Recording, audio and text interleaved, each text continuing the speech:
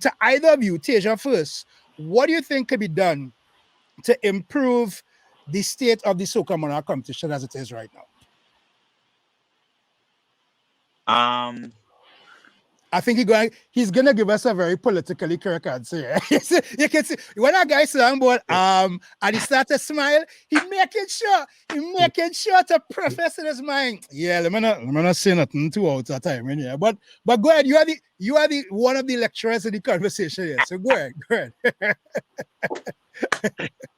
All right, no, I'm not gonna be PC. I'm gonna be very, very blunt. But also still very respectful. All right. Right. Of course. So I think what really needs to be done is more collaboration. I think Fiona did an amazing job when she had it. I think she has some amazing ideas. So I would like to see Fiona and these new organizers actually come together and join heads. I think there needs to be some level of collaboration. I think a lot of us who have ideas and visions, and I think if we could find ways to meld our visions together, it will definitely be something spectacular. That's one. And the other aspect of it is, funding. You can't do anything without money. You need funding. Yeah. And over the years, there's a lack of funding. I don't know this for sure, right? But when you compare chutney, right? Now, chutney is heavily associated with the East Indian community of Trinidad and Tobago. Right. Which is a very, very amazing group in Trinidad and Tobago. They have contributed to our society immensely because we all love roti, right? We always eat curry. I know that's just one thing, but I'm just showing you the levels of it, right? And when it comes to their culture, they don't play. They don't play with their culture, right? And I think we should also learn and pick up from that. I understand what you said with we should open it up for the islands, but I just think like the logistics of it a bit impossible.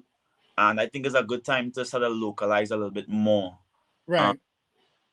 And I think with that, we could really hone in on some of the talent we have right here. I'm glad to see Aaron Duncan in the competition. Right.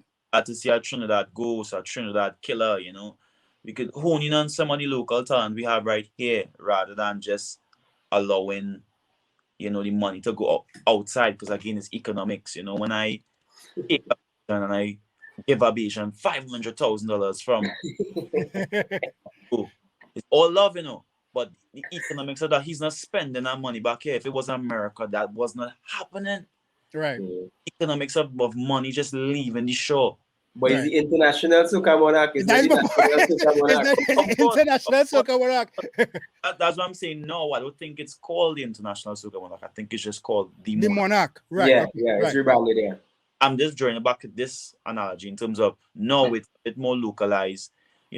Whichever money is made again would kind of circulate within the economy, and it's just the economics of it. I am all for international, but I also think you also need to have some level of localization of it, and having Trinidad still having some aspect of and Tobago. Let me make sure and say that and Tobago, Trinidad and Tobago, right? Have some level of notoriety within it, because I think throughout the years that's been dwindling a lot, and I also think we also need to use these platforms as huge tourist tools. Right. Sorry, it's so much different things I could talk on, but I just leave it at that. I could agree to this. I agree to some of the points, because I don't know if you guys familiar with the name Lord Woodbine. You don't know Lord Woodbine? Well, educate everybody who's in the line tonight. We know the Beatles, right? I'm sure we know the Beatles. Yes, you do, right? Yeah. Right. We wouldn't have known who the Beatles are if Lord Woodbine wasn't around. That's right. Lord Woodbine is a Calypsonian who was born in 1920 in Laventille, Trinidad. And he moved to the UK, and he's the person responsible for forming the Beatles. Right. This is information that a lot of people don't know. The Beatles basically learned to strum and learn everything from Lord Woodbine, Right. which is calypso. Some of the foundation was calypso music. Right. So we have something that's so solid with our foundation of our music, and I believe that it is universal. And the content that is, and seeing that now we have Calypso Rose winning awards in France with the same exact thing. Nothing she changed. She ain't singing in French. She ain't changed nothing. Right. So I feel like the music is already global and opening up a stage or a platform that is somewhat the development of our art form for internationals. I support that now. Yeah. Because I feel like it is greater than just local. If we're doing something local, let we keep it all right from the school level and somewhat in whatever amateur version of it. But I see the International Soca Monarch as a platform for me, well, we definitely use it as development. We use it as it's the first time that a young artist could actually present your song with a time limit, and you could present a song to the world with the use of pyrotechnics and all that type of thing. So it's basically preparation for you putting on your own show and your own production. That's an interesting point, because I've never looked at it like that. I mean, I've looked at it as we enter the competition, the winners is revered for the year as the person who's the champion. But you are saying something which is the truth, that this actually is a good method of training for a young artist to be able to perform in front of a huge crowd, to be able to do it on a production level, because now we're not just talking about singing a song, but we're talking about the lighting, we're talking about the effects, everything. And that is actually a view that I think a lot of people really wouldn't look at it as, but that is actually very, very important. Yeah, so that is how we see it. And I think it's something that, yes, if we open it up to internationals, fine.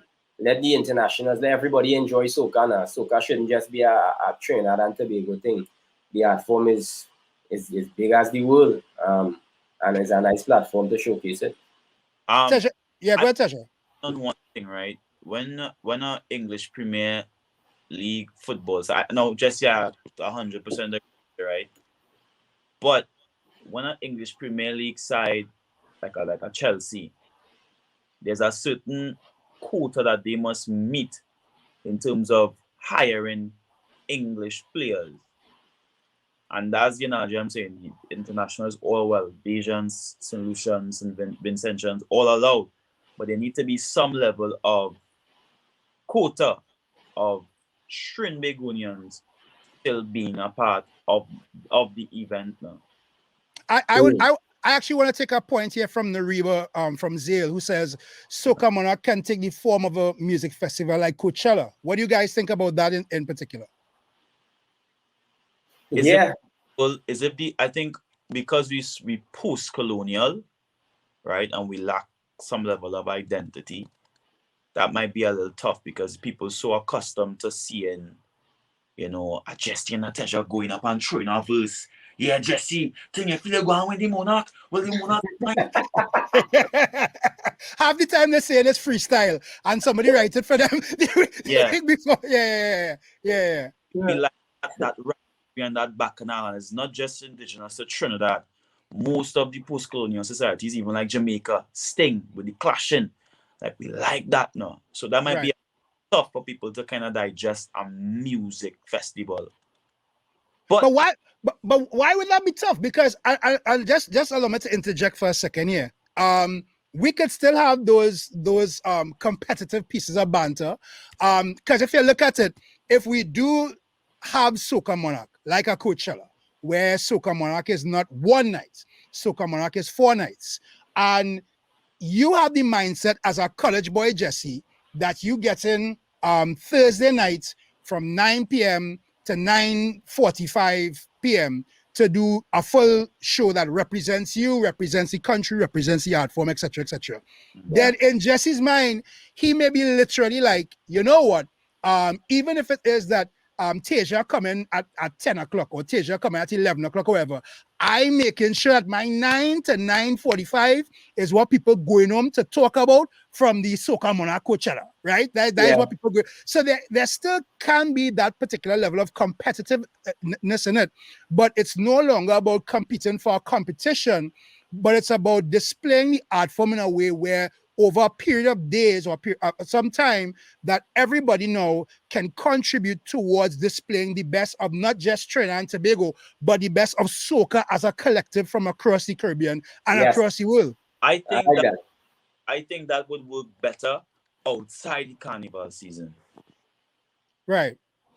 I think, and again, I don't see somebody talk about the economics. That now would actually help the economics. So I think a Coachella like Soca Festival in August or in July, that would then make sense for me in terms of now the Bacchanal and the rivalry done gone, but now whichever song lives on, and I could then drop new music, and then within for that Coachella like festival now, I don't have a second leg of performance.